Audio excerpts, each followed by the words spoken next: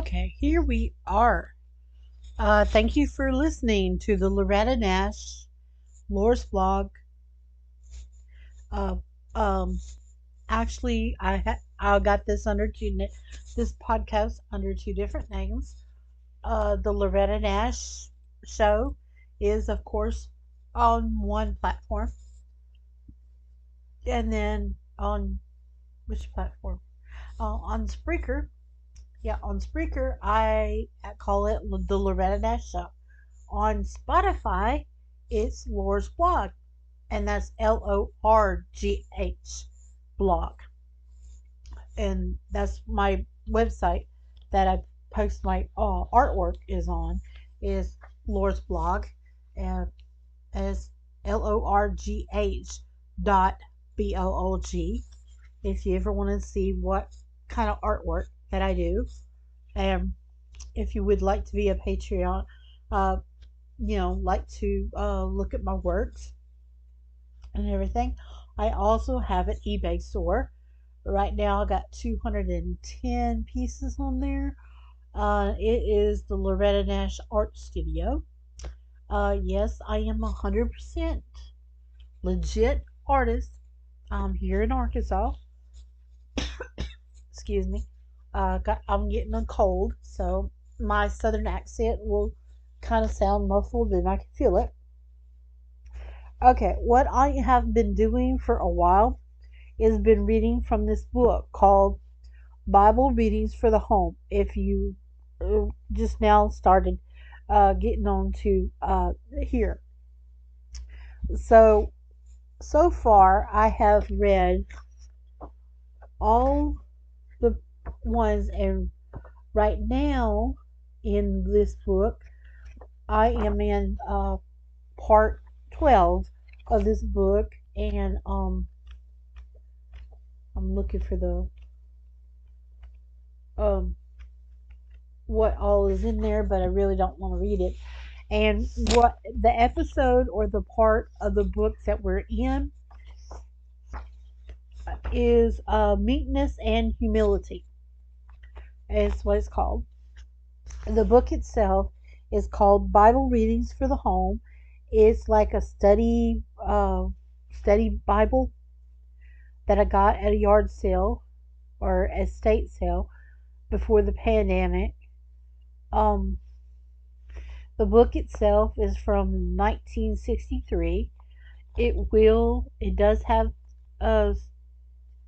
if you have been listening to my poor reading. My sight reading is not very good, but most of my sight reading is what I see. Always double check the verses that I give you. It's always was taught to me in through our family that you always double check the pastors or the people reading. Always double check it. It's always been like that in my family, because basically what we have been is farmers really long time, because of all the research that I've done. Anyway, let me get back to the book. Bible Readings for the Home, and this episode or this part is called Meekness and Humility. Okay, it has a subheadline that says the nature and source of meekness. Question: what promise is made to the meek? Quote, blessed are the meek, for they shall inherit the earth. Matthew 5:5. Note, meek. The Greek word thus translated means gentle, humble, considerate. That's what meek has. Okay? Question: what did Christ say of his own character? Quote, take my yoke upon you and learn from me. Learn of me, for I am meek and low in heart, and ye shall find rest unto your souls. Matthew 11:29. Question. What is said of the character of Moses? Quote, Now the man Moses was very meek, above all the men which were upon the face of the earth. Numbers 12, verse 3. Of what is meekness a fruit? That's the question. Quote, But the fruit of the Spirit is love, joy, peace, long-suffering, gentleness, goodness, faith, meekness, temperance. Against such there is no law. Galatians 7:22-23. Now we got another new subheadline that says God's fellowship with the meek. Question. With whom does God dwell? Quote, I dwell in the high places and holy places with him also that is a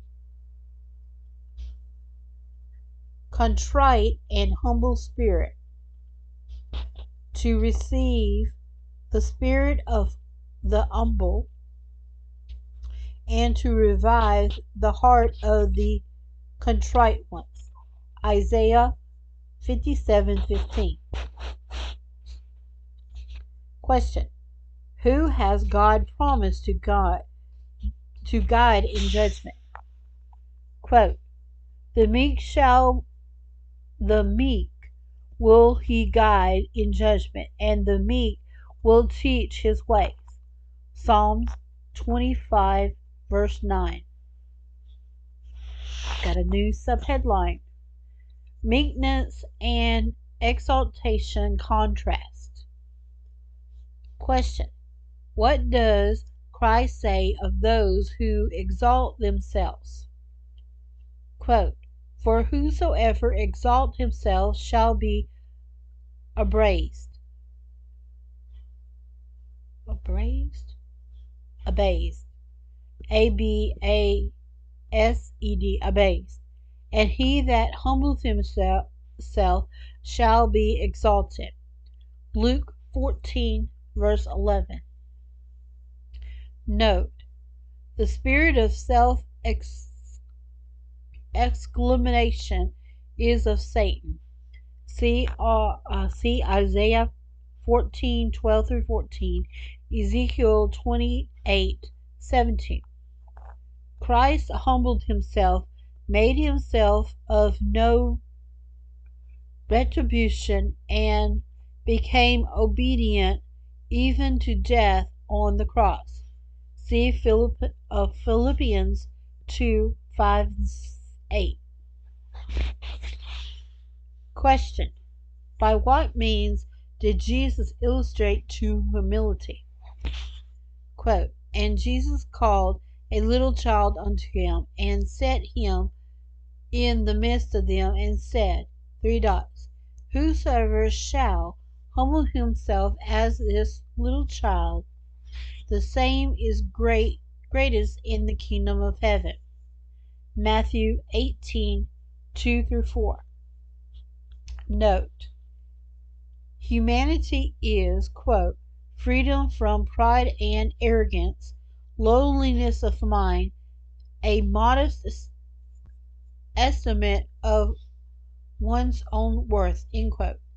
It implies a sense of one's own unworthiness through imperfection and sinfulness, and consists in rating our claims low, in being willing to waive our rights and to take a lower place than might be our due. It does not require that we underrate ourselves or our life's work. Life's work. The humility of Christ is perfect, yet he had a true sense of the importance of his life and mission. Quote, humility is like a tree, whose root, when it is set deepest in the earth, rises higher and spreads farther, and stands sure and lasts longer, and every step of its descent is like a rib of iron. End quote. Bishop Taylor, it says. Okay, we go to another one, another subheadline. And it says, Meekness in Action. How will humility lead us to esteem others? Quote, let nothing be done through strife or vainglory, but in lowliness of mind let each esteem another better than themselves. Philippians 2:3. Question. When asked a reason of our hope, in what spirit should we answer?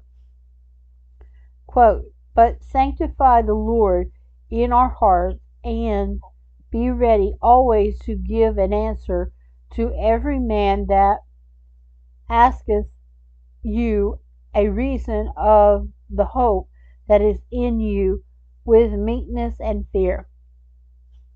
1 Peter 3:15. Question. Who should labor for one overtaking in a fault, and in what spirit? Quote, brethren, if a man be overtaken in a fault, ye which are spiritual, restore such an one in the spirit of meekness, concerning thyself, let thou also be tempted. Galatians 6 verse 1.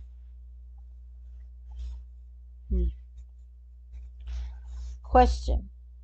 With what should Christian women adorn themselves? Quote, whose adorning let it not be that outward adorning of plaiting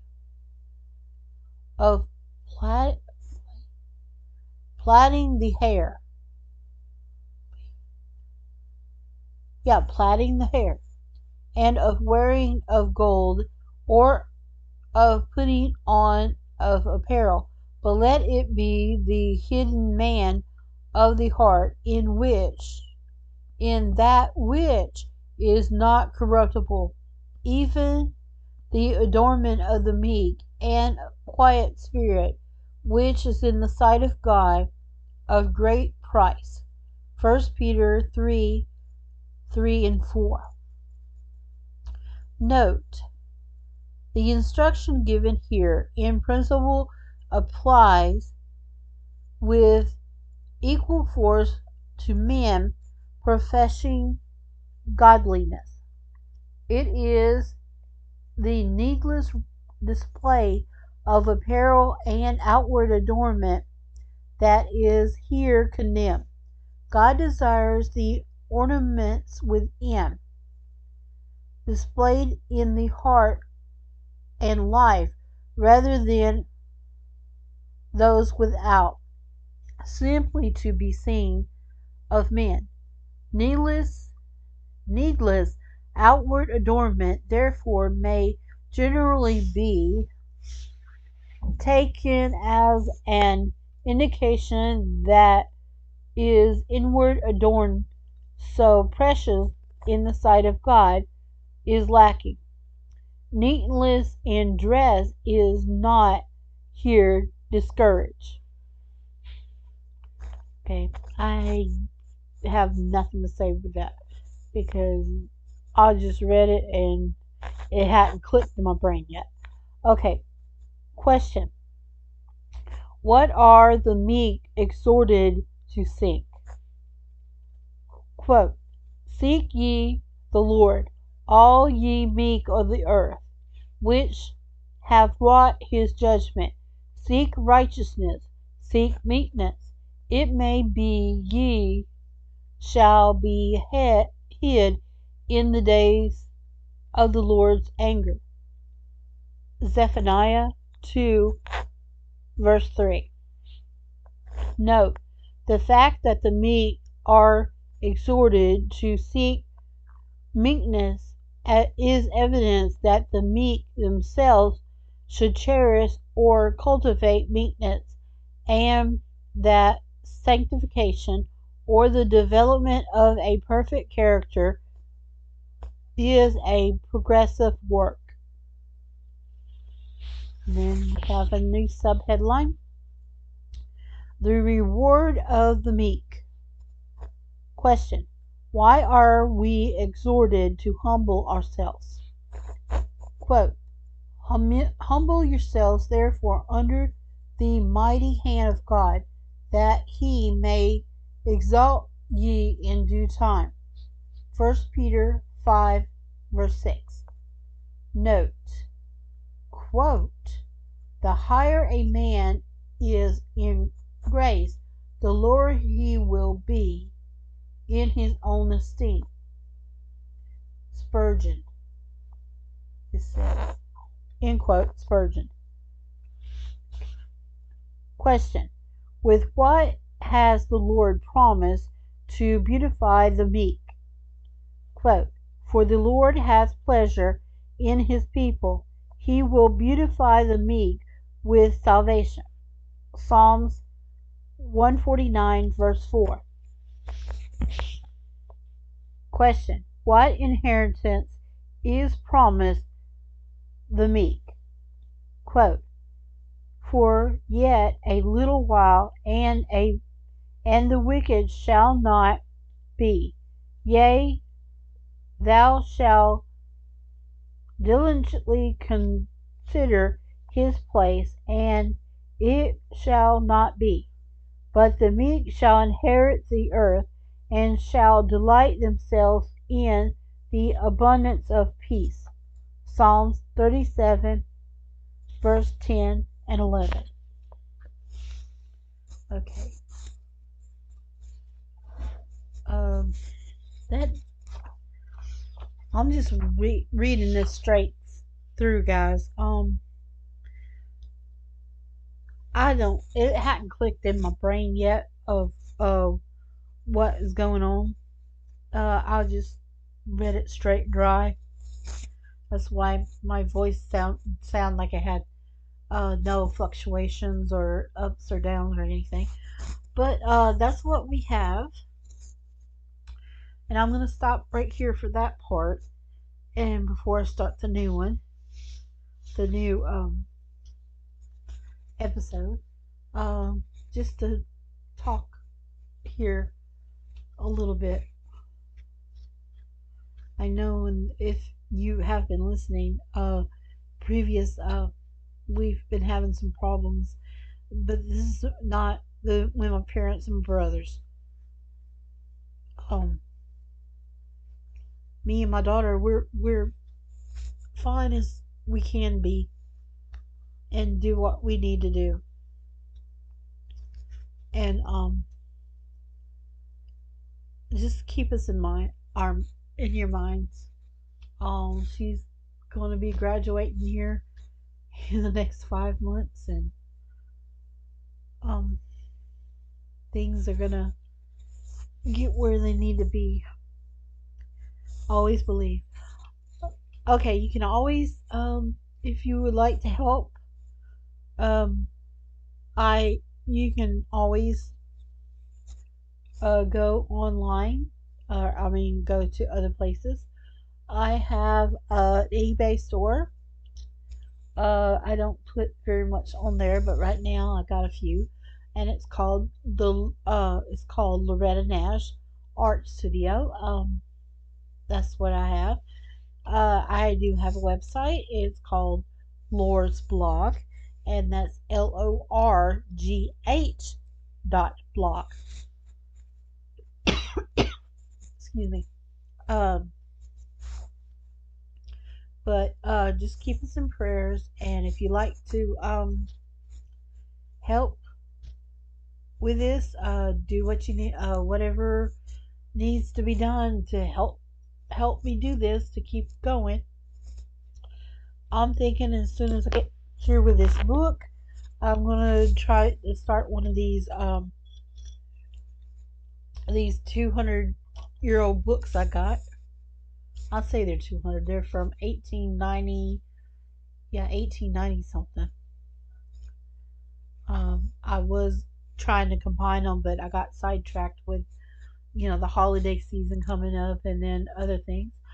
I got a couple of other books here got that I'm thinking about. Um, this one I got at a did I get this when I was working for yeah, I think that's where I got this book. I got this book for working as a substitute. It's just an old book that they were giving out for you know teachers for you know just old books and stuff, trying to clean their library out and everything. Was whenever I was substituting, I didn't ever thought that I did wanted to be the art teacher, but it didn't work out that way. I didn't even take the NTE. Yeah, NTE when it was given because I wasn't expected to be a teacher, and then of course I hadn't for the 8 years I was a substitute and everything, and I was older by then, so got out of college. Um, not very much stuff here. Well, in college, working in the kitchen, and then got out of college with a degree. I had to start working in a kitchen. Worked two places in those 8 years, and then after that, another 8 years of being a photographer, and then the current 8 years was a substitute. And for the past three, I hadn't been able to. Yeah, it's December, so it's whenever I officially, really left that that thing. So it's been 3 years because I was worried about, my husband and all. But anyway, just keep us in your mind and everything, and I'll get ready and prepared to do the next episodes, and I'll see you then.